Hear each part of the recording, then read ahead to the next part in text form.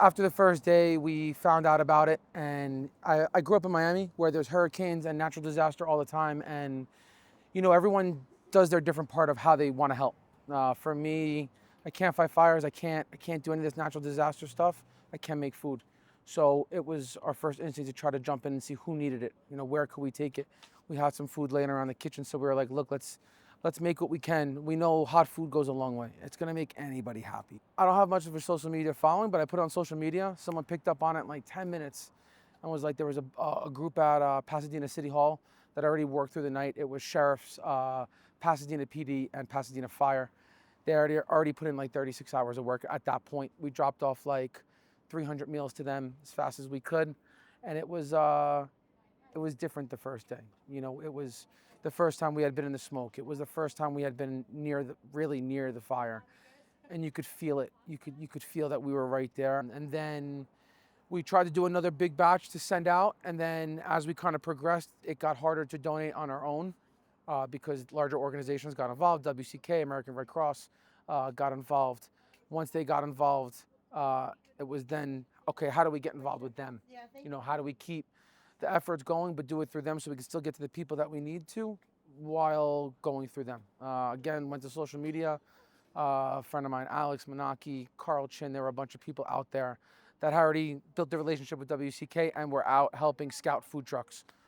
Reached out to Alex. Long story short, we filled out an app for WCK, and we've been out here this is day 4 of feeding evacuees, donors, donation sites, firefighters, anybody that needs. So it's been good, man. It's been really good. Oh, shoot.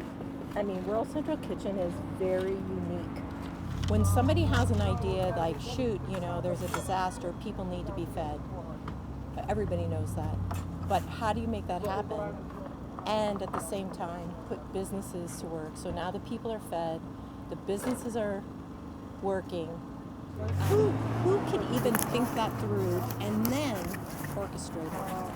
And then the restaurant partners are so lovely and so willing, and they do it with great attitude and great joy, and it just couldn't be more of a win-win-win. I mean, it's just lovely, in my estimation.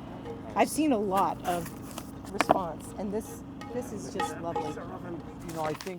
I think it was important for everybody to mobilize. It was astonishing to see the food community kind of snap together. Not even overnight. There were 30 pizzerias and other food trucks that were involved, and I think we're in hospitality, but we're in food.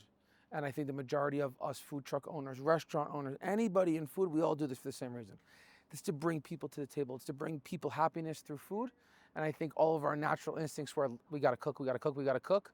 Where can we bring it? And I think that was, once it spread kind of amongst phone calls and text and through social media, we all kind of sprung into action. It was really good to see. It was really good.